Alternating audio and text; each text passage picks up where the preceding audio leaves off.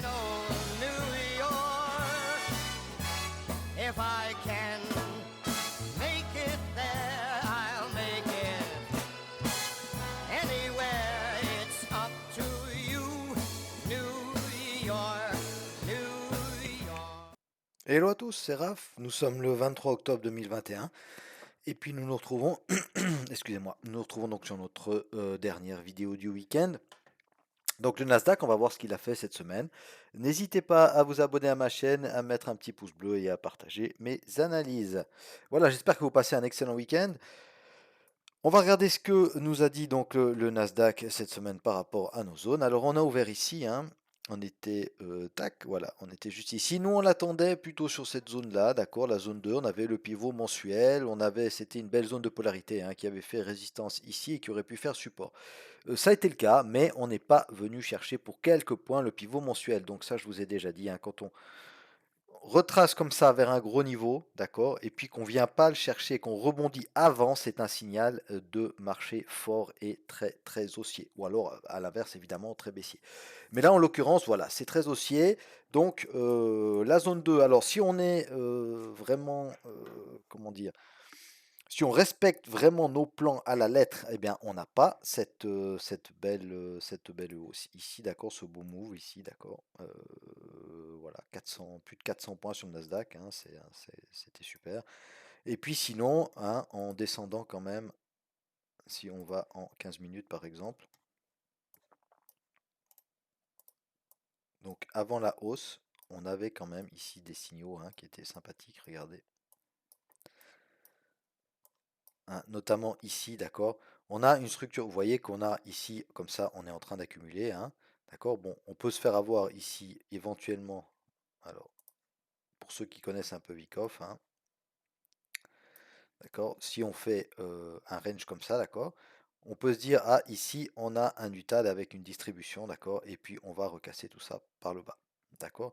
Mais ben, voilà, ça n'a pas été le cas. Par contre, ici, on a, d'accord, on a une petite structure qui est cassée par le haut. Hop. D'accord, donc si on la met comme ça, hein, ok. On avait ici, d'accord, une petite accumulation. Alors on accumule, tac tac, on casse tout ça par le haut, et puis on vient rechercher quoi? On vient rechercher le bloc ici de départ, d'accord, qui nous a permis de casser de cette structure, d'accord. Et puis là, ça confirme, et ça confirme avec ici une bougie mère. D'accord, bougie mère, une bougie fille, deux bougies filles, boum, on casse violemment ces structures-là, on casse ces derniers plus hauts, d'accord, on vient même les retester ici, d'accord, pas tout à fait, mais d'accord, on fait le mouvement inverse ici, et on part finalement à la hausse, ok. Donc ça c'était, voilà, donc on n'est pas venu, hein, on va pas se mentir, hein, nous on avait dessiné la zone. On l'a fait dessiner ici entre le pivot mensuel et la résistance 1 annuelle, d'accord? On n'est pas venu la chercher, ok? Même s'il y avait des signaux dans cette petite zone-là d'achat. Ensuite, on arrive assez rapidement sur notre zone 1, hein, donc ça c'était mardi. D'accord. Donc sur notre zone 1, alors on a des réactions baissières, hein, évidemment, parce que c'est une grosse zone, hein. C'est une grosse zone, les gens l'attendent, elle est évidente à tracer. On a le haut de la bougie mère daily également. Donc voilà. Tout ça c'était évident. Donc on a, vous voyez, à chaque fois des réactions de baisse. Si on va, alors ici on n'a que des bougies vertes en 4 heures, hein, mais si on va les voir, on va les contrôler, c'est toujours intéressant de comprendre ce que fait le prix et pourquoi il le fait. Donc regardez, si on va en 15 minutes, hein, on a des bougies rouges aussi, d'accord? Parce qu'on a à chaque fois des retracements. Une première fois ici, ensuite on revient chercher, boum, ça revend, d'accord? On revient un peu plus haut, boum, ça revend, ça revend, d'accord? Donc ça, c'était une zone évidemment où on pouvait tenter des shorts, hein. Alors si on regardait sur le long terme, bon bah c'est soit des BE, soit des stops, hein, parce que évidemment que voilà, la tendance était fortement haussière. Moi je vous rappelle quand même hein, que quand on note des zones, quand on a une tendance comme ça, d'accord, qui casse les derniers plus hauts, etc., qui fait des retracements, moi je note des zones possibles de short en rouge, d'accord, donc des zones de supply, des zones de blocs de contrat baissiers, hein. Mais il ne faut pas oublier que si vous prenez ces trades-là, ce sont des trades contre-tendance. Et un trade contre-tendance, il a moins de probas de réussite qu'un trade en tendance. Ça, c'est clair et net, hein. Et ça, il faut pas, voilà, il faut pas se leurrer, hein. c'est toujours, alors on rêve toujours de choper le point haut, le point bas des mouvements, hein. Donc on se dit, ah bah j'attends qu'on arrive tout au bord de la zone là qu'on a définie ce week-end avec Raph, et puis je short, je fous un levier max et on va revenir chercher en tout cas la zone 2. Non, non, non, non, non, c'est pas comme ça, c'est pas comme ça qu'il faut faire, hein. Clairement pas, d'accord? Bon, déjà il faut attendre des confirmations, et puis il faut bien se rendre compte que si on fait un trade à contre-tendance, d'accord? Donc là, la tendance, mais moi, j'ai pas besoin de vous faire de dessin, hein, qu'on aille en journalier, en mensuel, en hebdo, puis là, même en 4 heures, en l'occurrence, on faisait des plus hauts et des plus bas plus hauts, pardon. La tendance, elle est clairement haussière. Donc, si on se fout contre cette tendance, contre ce flux, hein, d'accord, eh ben, on risque de se prendre une claque, hein, ça c'est clair. Donc, des fois, il y a des setups qui nous saute aux yeux, d'accord, parce qu'on est dans une belle zone de short qui tient depuis quelques temps, un beau bloc de contrat. Le prix nous montre ici qu'il y a beaucoup de vendeurs, d'accord, qu'on casse des structures, etc. Donc oui, il faut tenter, d'accord, mais il faut adapter le levier. Il faut adapter le levier. Si vous êtes en tendance, bah, vous pouvez prendre un peu plus de risques. Attention, toujours en respectant le money management, mais vous pouvez prendre un peu plus de risques, mais en contre-tendance, et ça sert à rien. Ça sert à rien de prendre plus de risques, hein. Ok, et il faut pas essayer de choper les points bas et les points hauts. On arrive à faire ça 3 fois par année, et puis ça ne couvre pas les pertes qu'on a fait en essayant tout le reste de l'année de trouver ces points. Ok, donc voilà, la zone 1 ici, bah, on arrive dessus, ok, on la réintègre, d'accord, elle fait zone de support, d'accord, après avoir fait résistance, comme je vous ai montré dans les petites unités, elle fait zone de support, on vient la rechercher une deuxième fois, voilà. Donc on sera prudent, hein, parce que ça reste une zone quand même où il y a du monde qui avait vendu, hein, juste au-dessus ici, vous voyez que moi j'ai fait ça tout à l'heure en analysant, on n'avait pas noté, hein, cette zone-là. Mais je vous en avais parlé, d'accord, mais ça, c'est le genre aussi de zone que vous devez noter. Vous voyez, ce mouvement-là, il permet de casser ici. Hop, on avait un joli support. Ok, et c'est ce mouvement-là, et la base de ce mouvement, elle est ici. D'accord? Donc ça, il faut noter. Regardez, on vient rechercher au point près, et ça nous donne combien de points? Hop.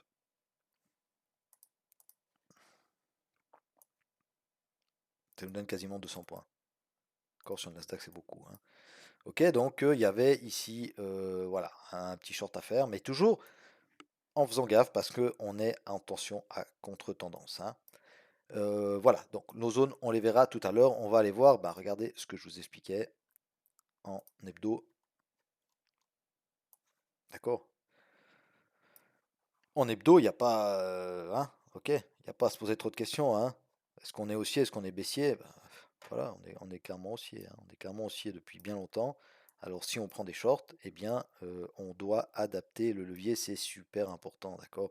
Plus que de gagner ou de perdre des trades, le plus important quand vous faites du trading, surtout quand vous commencez, c'est de préserver votre capital, parce que sans capital, il n'y a plus de trading. Ok, donc si vous commencez le trading ou que vous faites du trading depuis une année, 2 ans, 3 ans, et que vous aimez ça, mais préservez votre capital, parce que si vous avez plus de capital, vous pouvez plus trader. D'accord? Et puis on sait très bien que trader en démo, bah, c'est pas pareil. Ok, c'est pas pareil au niveau.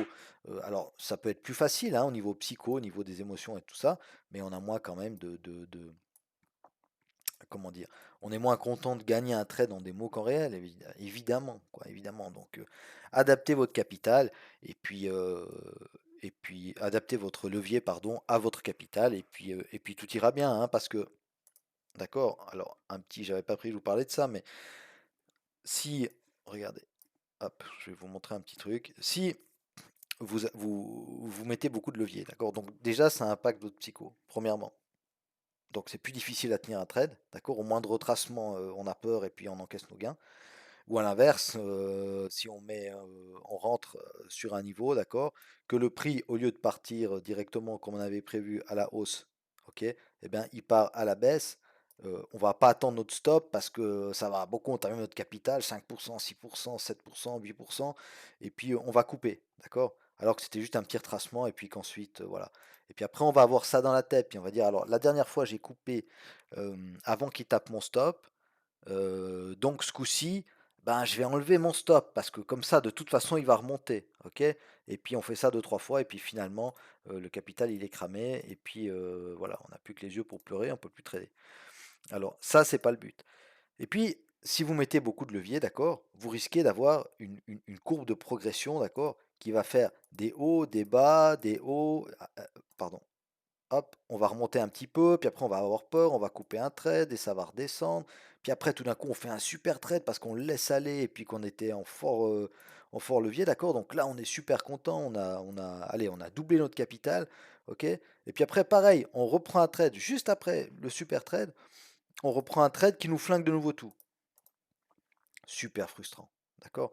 Tandis que si on arrive à maîtriser, si on arrive à maîtriser nos émotions en prenant un petit levier, ok, eh ben ça va nous faire quoi? Ça va nous faire. Alors bien sûr qu'on aura aussi des petites pertes, hein, on aura des petites pertes, hop, mais on va réussir à les remonter gentiment. Alors il faudra peut-être 3 4 trades pour remonter une perte, hein.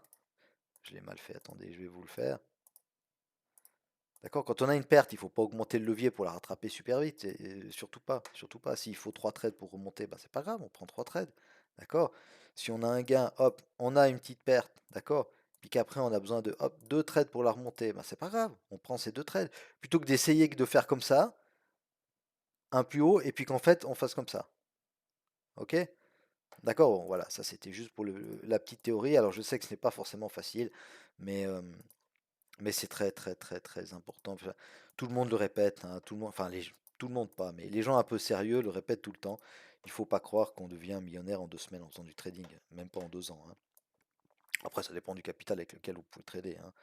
Si vous avez reçu un héritage conséquent et puis que vous mettez ça dans le trading et que vous savez trader, alors oui, vous pouvez faire beaucoup d'argent, mais dans un premier temps, il faut vraiment essayer d'y aller gentiment. Donc, bon, voilà. Alors, on va pas passer des heures là-dessus, mais c'était juste pour voilà, le petit exemple. Alors, en hebdo, bon, bah, on est très haussier, hein, d'accord, on est très haussier, une, deux, trois, un peu comme sur le Dow Jones, hein, ça fait 3 semaines qu'on monte assez régulièrement. On voit qu'on a quand même la R1 mensuel, hein, qui nous bloque là, d'accord. On est entre le pivot mensuel et la R1 mensuel, donc on va voir ce que ça nous dit la semaine prochaine, mais vous voyez que, comme je vous disais, hein, on reste très très très haussier, d'accord. Regardez ici, si on fait une petite, hop, d'accord, on l'a cassé, réintégré directement. Et puis, bon, bah, les trendlines, voilà, c'est pas trop mon truc, mais on peut en faire un peu dans tous les sens. Et là, voilà, on est clairement haussier, hein. On a même un canal haussier, vous voyez que voilà, il n'y a pas de souci, hein. En journalier, donc en journalier, pareil, hein, maintenant, ici, on voit que hop, sur la fin de la semaine, hein, on plafonne un peu, c'est assez clair, hein. On a que des journées haussières ici, tac, tac, tac. Ici, on a un petit retracement, mais directement après, c'est repris. Et puis là, on plafonne un peu. Ok? Là, on plafonne un peu. Je vais pas. Alors, on pourrait dessiner ici clairement une bougie mère, d'accord? Il y a quand même beaucoup de mèches au-dessus, donc il faut faire attention. Mais voilà, on a la R1 mensuelle. À voir, à voir. Si on passe cette zone ici, on ira très probablement refaire des nouveaux plus hauts historiques. Mais bon, pour le moment, c'est pas le cas. On peut très bien retracer. Ça va nous former une zone qui sera intéressante, ok? Passer des basic candles, ça veut dire qu'on travaille vraiment un prix. On travaille ce prix ici des 15 000, il y a quoi, les 350 et les 400, hein. On travaille beaucoup cette zone-là, d'accord? Donc si on part à la hausse, on pourrait très bien venir se réappuyer ici, ok? Donc ça, notez dans un coin de votre tête. Vous voyez qu'au niveau des moyennes mobiles, on reste très très très très éloigné. Il y avait un petit, ici un petit retracement de la moyenne 50, mais voilà, on est déjà en train de se remettre dans le sens de la tendance de fond. Donc à voir si on vient se réappuyer sur le pivot mensuel, pourquoi pas, pour repartir, ou si ça passe directement. On verra ça la semaine prochaine. Au niveau du 4 heures, alors chose intéressante également, hein, on a aussi une petite div, hein, comme sur le dos. Je vous rappelle, hein, je vous le dis encore une fois, voilà, c'est du contre-tendance, donc on fera attention, ok. Donc ici, on a un plus haut au niveau du cours et un plus bas ici, d'accord. Et puis au niveau du RSI, c'est l'inverse. Donc ça nous fait quoi? Ça nous fait une petite div. Le bruit, il était où? Hop, il était là. Il est cassé. D'accord? Donc la div, elle est validée. Au niveau des objectifs, pour ceux qui seraient dans cette div ou qui voudraient la prendre, stop, bon ben moi je le mettrai au-dessus de cette zone-là, hein. Donc petit expo parce que le stop il serait quand même assez large, hein. Ouais, ça ferait même un gros stop. Moi je la prendrais carrément pas parce que le stop il est trop gros. Mais pour ceux qui veulent la prendre, toute petite expo, hein, selon votre compte. Et puis les objectifs, on va aller voir ça. Alors, ouais, peut même prendre depuis ici, hein, parce que regardez, en fait, quand vous tirez un Fibo, enfin moi, c'est comme ça que je le fais, hein, il faut regarder depuis le début du mouvement, ok? Donc, ici, il y a deux solutions, d'accord? La solution safe, ok, on prend le dernier mouvement. Le dernier mouvement, il est clair, c'est celui-là, hein. C'est celui-là, on monte quasiment à la verticale, c'est celui-là qu'on pourrait retracer. Le plus probable pour moi, c'est de retracer ce mouvement-là, ok? Donc voilà, 50%, ça donne quoi? Ça donne pile notre zone 2. Notre zone 2 est le pivot mensuel, hein. Je vous parlais avant, vous voyez, en journalier, on regardait, on disait, ça pourrait très bien venir retracer sur le pivot mensuel. Ben, regardez, ça nous donnerait voilà, l'objectif de la div, hein. En plus, si on redescend comme ça, la moyenne elle va s'aplatir un peu. Voilà, on aurait en plus le MA 200 qui serait juste au-dessus, etc. On a le pivot mensuel, on a la R1 annuelle si on fait un petit excès. Juste en dessous, on a encore les 61,8 du Fibo. Donc ça serait une belle zone ici. Alors, soit d'objectif de TP pour la divergence, soit d'achat. D'accord? Donc, soyez pas surpris si, quand le prix il arrive sur la zone 2 ici, il fait un petit excès sur les 61,8 pour repartir à la hausse. D'accord? Ou alors, deuxième solution, depuis qu'on a des plus bas plus hauts et des plus hauts plus hauts, d'accord? Et bien, alors à ce moment-là, on part de là. Et puis, on retracerait quasiment tout le mouvement. Et puis, ça nous donnerait juste en dessous de notre zone 2. Ok. Mais je préfère personnellement la première solution pour le TP de la div et puis pour placer le Fibo sur ces mouvements-là. Voilà. Donc, au niveau de nos zones, vous allez faire donc attention. Hop. Attention à cette petite div RSI. La zone 1, on va la déplacer ici sur les plus hauts historiques.